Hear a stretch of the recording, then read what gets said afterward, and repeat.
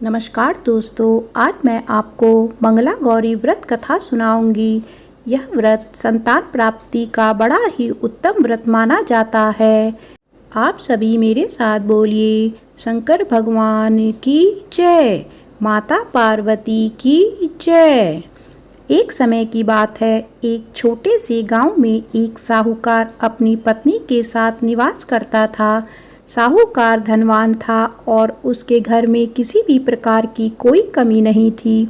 फिर भी वह और उसकी पत्नी संतान ना होने के कारण दुखी रहते थे। संतान की कमी उन्हें हमेशा कचोटती रहती थी। एक दिन की बात है, उस साहूकार के घर में साधु आए। साहूकार ने उनका आदर सत्कार किया और उन्हें अपनी समस्या के बारे में बताया। साधु ने साहूकार की पत्नी को सावन में मंगलवार को किए जाने वाले मंगला गौरी व्रत करने की सलाह दी। साथ में पूजा विधि के बारे में भी संपूर्ण जानकारी प्रदान की। इसके बाद साहूकार की पत्नी ने सावन माह के पहले मंगलवार से ही गौरी मंगला का पूजन व्रत कर रखना शुरू कर दिया। अब वह हर मंगलवार को विधि पूर्वक व्रत और पूजा पाठ करने लगी। इस प्रकार कई महीनों तक उसने वह व्रत किया।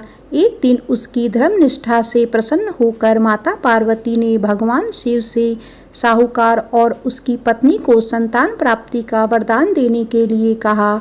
साहूकार को उस रात स्वप्न में एक दिव्य शक्ति ने दर्शन देकर कहा कि एक आम के पेड़ के नीचे भगवान गणेश की मूर्ति विराजमान है। तुम उस पेड़ से आम तोड़कर अपनी पत्नी को खिला देना, इससे तुम्हें संतान की प्राप्ति का सुख मिलेगा।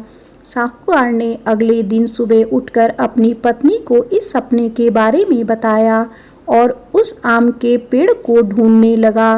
काफी समय तक ढूंढने के बाद आखिरकार साहूकार को वह आम का पेड़ मिला जहां भगवान गणेश की मूर्ति विराजमान थी।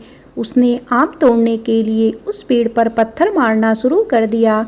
पत्थर फेंकने से एक आम तो टूटकर नीचे गिर गया, लेकिन गलती से एक पत्थर जाकर भगवान गणेश की प्रतिमा को लग गया। इससे भगवान गणेश क्रोधित हो गए और उन्होंने प्रकट होकर उस साहूकार को श्राप देते हुए कहा कि हे स्वार्थी मनुष्य, तूने अपने स्वार्थ के कारण मुझे चोट पहुंचाई है। तुझे माँ पार्वती की कृपा से संतान की प्राप्ति तो होगी, लेकिन उसकी मृत्यु 21 वर्ष की आयु में ही हो जाएगी।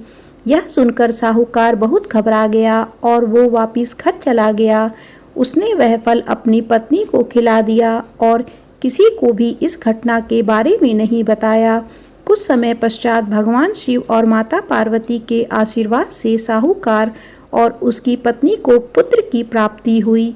इससे उन दोनों के जीवन में खुशी का ठिकाना ना रहा, लेकिन साथ ही साहूकार इस बात से भी चिंतित था कि उसका पुत्र अल्पायु होगा। देखते ही देखते वह बालक 20 वर्ष का हो गया। व्यापार में अपने पिता का हाथ बटाने लगा। एक दिन घर लौटते समय साहूकार पेड़ की छांव में तालाब किनारे बैठकर अपने पुत्र के साथ भोजन करने लगा। तभी वहां कमला और मंगला नामक 2 कन्याएं कपड़े धोने के लिए आई और कपड़े धोते हुए आपस में बात करने लगी। कमला ने मंगला से कहा कि मैंने इस सावन मास में प्रत्येक मंगलवार को मंगला गौरी व्रत रखने का निश्चय किया है। तुम भी माँ पार्वती को समर्पित यह व्रत अवश्य करना। इससे माता पार्वती प्रसन्न होती हैं और आप पर उनकी कृपा दृष्टि बनी रहती है। इसे करने से मनवांछित वर और अखंड सौभाग्य की प्राप्ति भी होती है। कमला की बात सुनकर मंगला भी इस व्रत को करने के लिए तैयार हो गई। दूसरी ओर साहूकार ने दोनों कन्याओं के बीच यह पूरा संवाद सुन लिया और उसने अपने मन में यह सोचा कि यह कन्या मंगला गौरी व्रत को करती है, इससे इसे अखंड सौभाग्य की प्राप्ति होगी। यह मेरे पुत्र के लिए एक योग्य वधू साबित होगी। ऐसा सोचकर वह उन दोनों के विवाह का प्रस्ताव कन्या के पिता के पास ले गया। साहूकार की गांव में प्रतिष्ठा और मान होने के कारण कमला के पिता अपनी पुत्री का विवाह साहूकार के लड़के से करवा देते हैं। विवाह के पश्चात भी कमला विधि पूर्वक मंगला गौरी का व्रत रखना जारी रखती है। उसके इस भक्ति भाव से प्रसन्न होकर माता पार्वती एक दिन उसे स्वप्न में दर्शन देती है और कहती है कि मैं तुम्हारी भक्ति से अत्यंत प्रसन्न हूँ, इसीलिए तुम्हें अखंड सौभाग्य का वरदान देती हूँ। लेकिन तुम्हारा पति अल्प आयु है, इसीलिए अगले महीने मंगलवार के दिन एक सर्प तुम्हारे पति के प्राण लेने आएगा। तुम उसके लिए एक प्याले में मीठा दूध रख देना, उसके पास एक खाली मटका भी रख देना। सर्प दूध पीकर उस मटके में चला जाएगा और फिर तुम उस मटके को ऊपर से कपड़े द्वारा ढक देना। अगले मंगलवार को कमला ने माता पार्वती की बात मानकर एक प्याले में मीठा दूध रख दिया और पास में एक मटकी भी रख दी। सर्प ने आकर दूध पिया और मटके में जाकर बैठ गया। कमला ने उस मटकी पर कपड़ा बांधकर उसे जंगल में रख दिया। माता पार्वती की कृपा से कमला के पति के प्राण बच गए।